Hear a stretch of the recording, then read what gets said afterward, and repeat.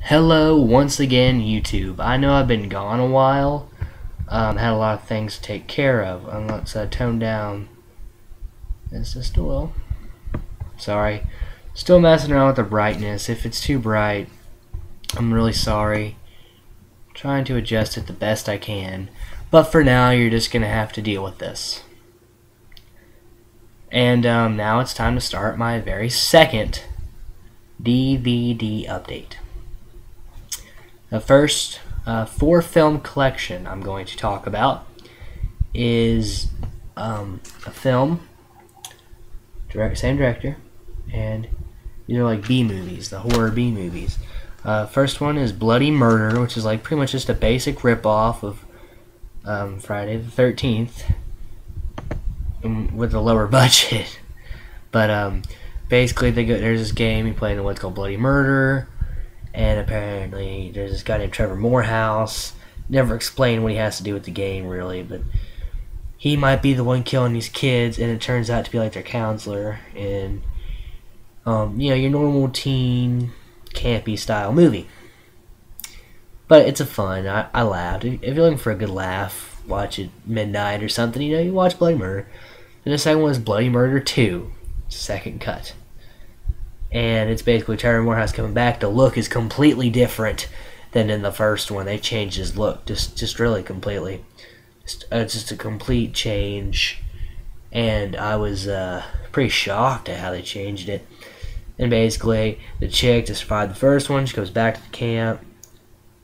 The chick survives the first one. The dude that was survived the first one, his sister comes back to the camp.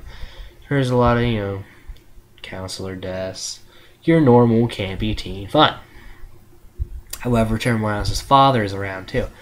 And then the other one's Junior.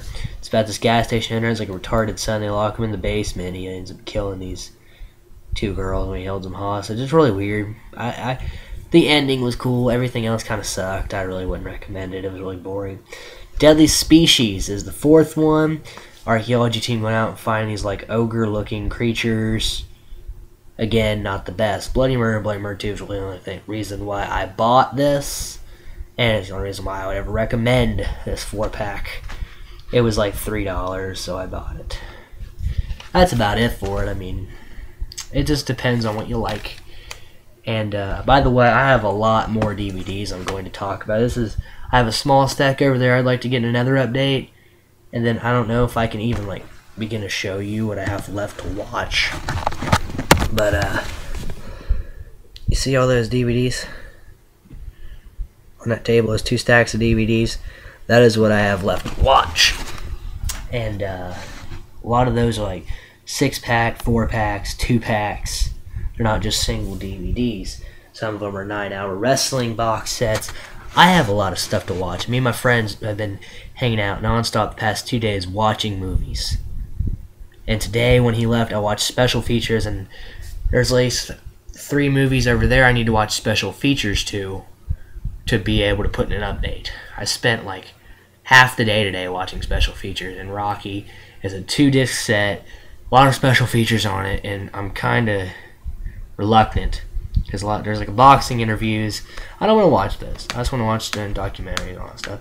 I don't like commentaries. I don't want to watch the movie again after I just watched it. Hear people talking over it. It's not my forte. I'm rambling way too much. I'm going to get to the next one, which is, since it was around the holidays, I went out and bought this. My mom bought this. It's $3 at Big Lots. Just ripped some tape off of it. Don't know why it was on there. But it is The Christmas Carol. The movie version. You can see Scrooge on the cover. And Scrooge is voiced by Simon Cowell. Nicolas Cage is in it. Kate Winslet. I was like, well, that's kind of a good cast. That's the only reason I bought it. It's your basic, if you haven't anyone's ever watched The Christmas Carol. If you haven't, I don't know what the hell you've been doing. It's pretty much a thing everyone watches. But Scrooge is an old rich guy, real stingy, and he's going to die alone if he doesn't shape up to what the spirits are telling him, like his partner Bob Marley. And he spends the night, he's visited by 3 spirits, and they're going to pretty much softens up his heart and allows him to give for Christmas because he hates Christmas. It's a fun movie, good animated style. My hat is just really glared out. I just don't like it at all. But this is my Wayne's World hat. But I'm really sorry about the lighting and probably the sound quality. I'm working really hard on this, people. Anyone who's really watching my videos, I'm working. And I've been real busy watching all these movies. I haven't even had time to get on this laptop. I mean, really, it's been a hectic ride. The next thing I'm going to talk about is the, I don't have a case. I just grabbed this case, but I don't have a case cover yet. It's the Three Stooges. It had 3 episodes on it. It was 99 cents. So I pretty much had to get it. And Three Stooges, you know, the old Three Stooges. And I just love the show, you know, the 3 guys. They do random things like this. They have a new job each episode. And one episode's 30 minutes. The other 2 episodes are an hour. And I laughed really hard at the first one more than the second one. I laughed extremely hard. Plus it was late. I guess I was kind of loopy too. The next I'm going to talk about is the Dick Van Dyke Show. And I've had this actually for like 8 years. And I never watched it. I don't know why I even got it, but I like Dick Van Dyke. I like old stuff now. And there's like 4 episodes on them, and it made me laugh, and I was like, it's great to know. It's about a guy and his wife, and the guy works at it. They write skit comedy, and Dick Van Dyke Show. It's fun. The Ottoman. It's just a fun show. Fun show. I couldn't really tell you because it's just 4 episodes, not really a season. It's hard to tell what happened. This next one is a season. And today, if I would have had more money, this is That 70s Show, Season 3. Today I saw Season 2 for $7 and Season 4 for $6. Don't ask me why that was the case. But if I had more money, I would have bought them. And when I get more money, about 20 bucks, I'll go pick them up and get them. And basically, in That 70s Show Season 3, Eric and Donna are getting closer and closer in their relationship. Jackie dates almost every single guy in the crew. Hyde gets arrested and gets out, meets his father, and Fez is just Fez.